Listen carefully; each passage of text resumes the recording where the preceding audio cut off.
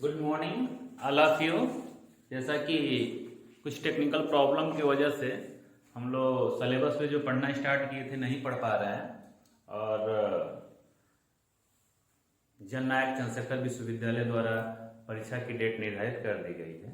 इस कम टाइम में हम पूरा सिलेबस कवर नहीं कर सकते, इसलिए आपकी सहायता के लिए, छात्रों की सहायता के लिए मेरे द्वारा एक गेस्ट पेपर लाया गया है।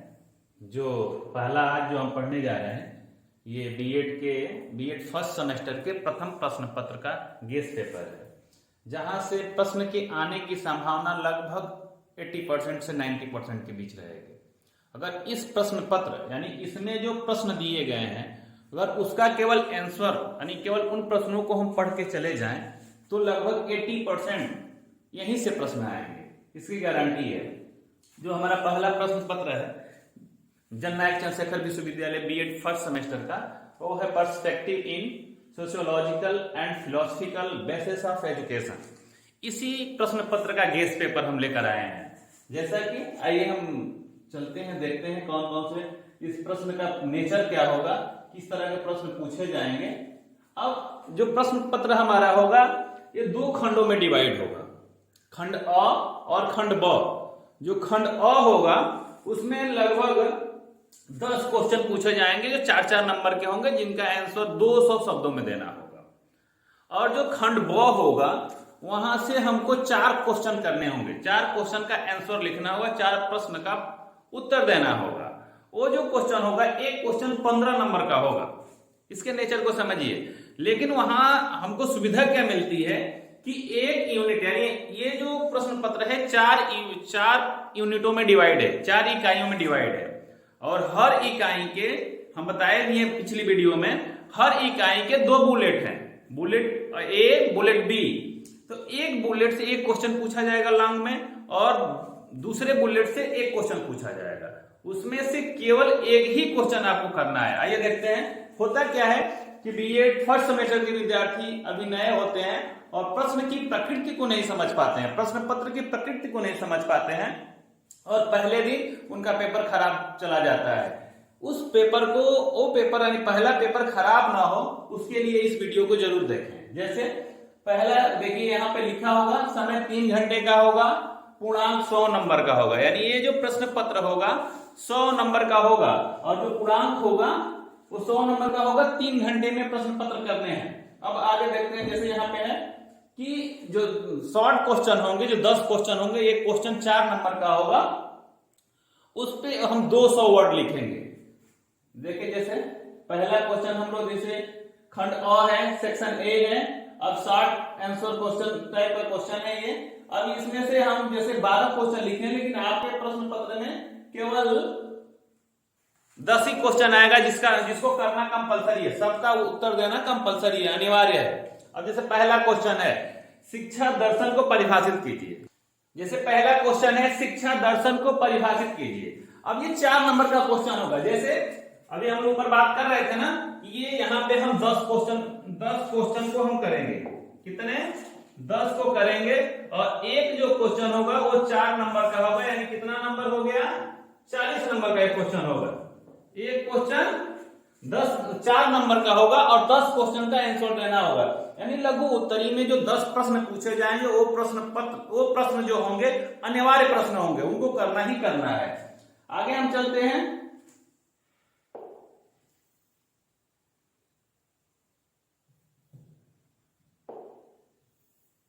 जैसे दूसरा क्वेश्चन है ज्ञान मीमांसा से आप क्या समझते हैं।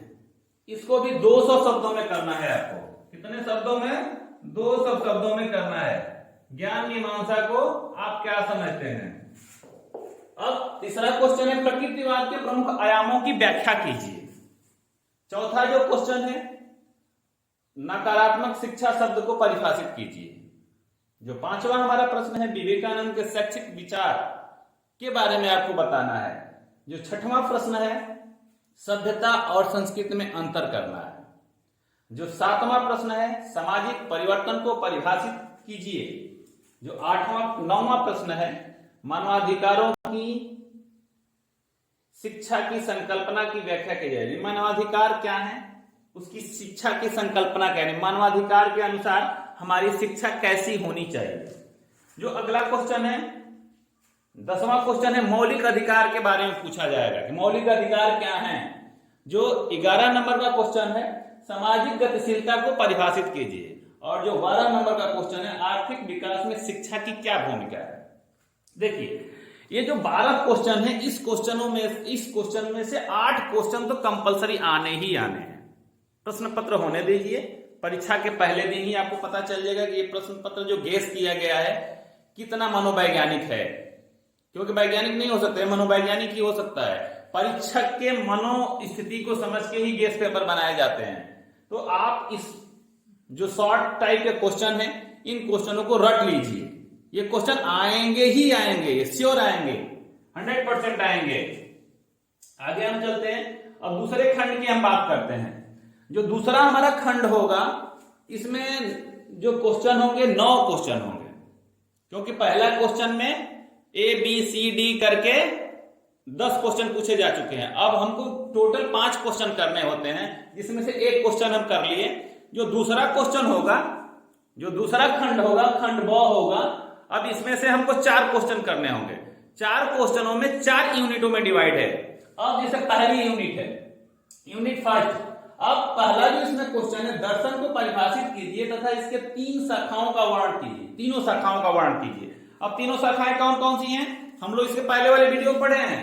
अगर आप हमारे चैनल को सब्सक्राइब करके और इसके प्लेलिस्ट में जाएंगे तो वहां ये वीडियो आपको मिल जाएगी। 3 शाखाएं हैं, कौन कौन सी शाखाएं हैं, तत्व मीमांसा, ज्ञान मीमांसा और मूल मीमांसा। ये तीनों शाखाओं को डिवाइड कर बता देना है, और तीनों शाखाएं क्या क्या है। तत्व मीमांसा बियॉन्ड द नेचर, ज्ञान मीमांसा केवल ज्ञान, और मूल मीमांसा मूल्य मीमांसा या आचार मीमांसा क्या है।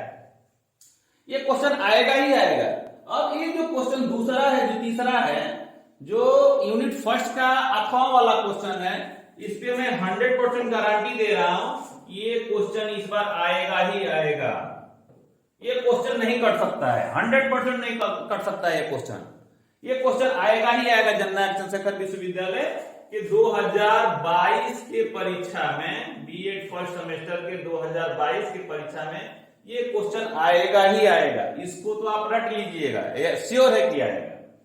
इन दोनों क्वेश्चनों में से करना क्या है, किसी एक क्वेश्चन को करना है हमको। क्या करना है, या तो हम दर्शन को परिभाषित कीजिए तथा इसके 3 शाखाओं का वर्णन कीजिए, ये क्वेश्चन कर देंगे। अब थोड़ा सा समझने वाली बात ये है कि जो क्वेश्चन होंगे, एक क्वेश्चन जो होगा ये 15 नंबर का होगा। कितने नंबर का होगा, 15 नंबर का। कितने क्वेश्चन टोटल करने होते हैं, 4 क्वेश्चन करने होते हैं। कितना हो गया, 15 चौका 60, कितना हो गया 60 नंबर। और वहां जो था 10 क्वेश्चन करने थे और एक क्वेश्चन 4 नंबर का था, यानी 40 नंबर। 60 में 40 जोड़ देंगे, कितना हो जाएगा 100 नंबर का एक प्रश्न पत्र हो गया। अब हम देखते हैं क्या है। अब दूसरी जो यूनिट है हमारी, इसमें से एक क्वेश्चन करना है, या तो 4 नंबर कर लें या तो 5 नंबर कर लें। चौथा नंबर का जो क्वेश्चन है, आदर्शवाद को परिभाषित करते हुए आदर्शवादी शिक्षा के उद्देश्यों को स्पष्ट कीजिए। उद्देश्यों को इसलिए कि आदर्शवाद ने शिक्षा को अगर सबसे महत्वपूर्ण चीज कुछ दिया तो अपना उद्देश्य दिया। इस क्वेश्चन को भी रटिए आप। जो नेक्स्ट क्वेश्चन है, महात्मा गांधी के शैक्षिक विचारों की विवेचना कीजिए तथा इसकी समसामयिक प्रासंगिकता पर प्रकाश डालिए। या तो ये क्वेश्चन रट लीजिए या तो महात्मा गांधी जी को रट लीजिए। इन दोनों में से एक क्वेश्चन आपको करने होंगे, और ये दोनों क्वेश्चन के आने की संभावना लगभग 80% बराबर आएगा ही आएगा। अगला जो थर्ड यूनिट है, थर्ड यूनिट सामाजिक परिवर्तन की क्या विशेषता है, शिक्षा और सामाजिक परिवर्तन के संबंधों की व्याख्या कीजिए। जो थर्ड यूनिट है हमारी, इसमें पहला जो क्वेश्चन आने की जो संभावना है, प्रबल संभावना बन रही है, उसमें सामाजिक परिवर्तन है, सोशल चेंजिंग है। अब सामाजिक परिवर्तन को अच्छे से तैयार करके आइए, और इसको ये प्रश्न आएगा ही आएगा। ये भी प्रश्न लगभग मान के चलिए 100% आना है। अगला है राष्ट्रीय एकता से आप क्या समझते हैं। शिक्षा के क्षेत्र में राष्ट्रीय एकता प्राप्ति के लिए आप किन उपायों का सुझाव देंगे। यानी या तो सामाजिक परिवर्तन हम अच्छे से तैयार कर लें, या तो राष्ट्रीय एकता अच्छे से तैयार कर लें। क्योंकि इन दोनों में से एक क्वेश्चन हमको करने होंगे, या तो सामाजिक परिवर्तन कर लें या तो राष्ट्रीय एकता कर लें। जो चौथी यूनिट है यहां से भी 2 क्वेश्चन आएंगे, बुलेट ए से 1 क्वेश्चन आएगा, बुलेट बी से 2 क्वेश्चन। अगर आप सिलेबस आप देखेंगे तो आपके सिलेबस क्या जो फर्स्ट पेपर है वो जो जितनी भी यूनिट है 4 यूनिट 2-2 बुलेटों में बटी हुई है। तो ऐसे ही जो हमारी यूनिट 4 है 2 बुलेट में बटी हुई है। पहले बुलेट से भारत में शैक्षिक नियोजन की क्या आवश्यकता है, स्पष्ट कीजिए कि शिक्षा, यहां पे शिक्षा होगा, स्पष्ट कीजिए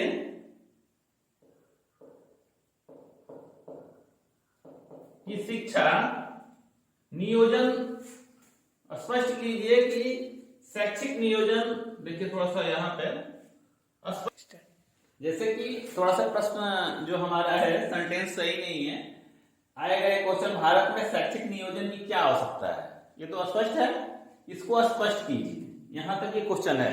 अब आगे जो है शैक्षिक नियोजन के गुण दोष पूछे जाएंगे। क्या पूछे जाएंगे, शैक्षिक नियोजन के क्या गुण और क्या दोष हैं। अगला जो क्वेश्चन है हमारा ये है भारतीय मूल्यों से आप क्या समझते हैं, इसके संवर्धन में शिक्षा की भूमिका को स्पष्ट कीजिए। भारतीय मूल्य से एक क्वेश्चन पूछा जाएगा और उसमें यह पूछा जाएगा कि भारतीय जो मूल्य हैं उनके संवर्धन में शिक्षा की क्या भूमिका है। तो आई होप हमको ऐसा लग रहा है कि आप अगर इस वीडियो को देख कर जाएं और इस वीडियो के प्रश्नों को तैयार करके जाएं तो ऐसा नहीं लग रहा है कि पहले दिन फर्स्ट सेमेस्टर के पहले दिन कोई परेशानी होने वाली है। अगर किसी तरह की कोई समस्या हो, कुछ भी पूछना हो तो वीडियो के फर्स्ट में ये नंबर दिया गया है आपका, आप फोन कर सकते हैं और किसी तरह की किसी समस्या के लिए आप बात कर सकते हैं।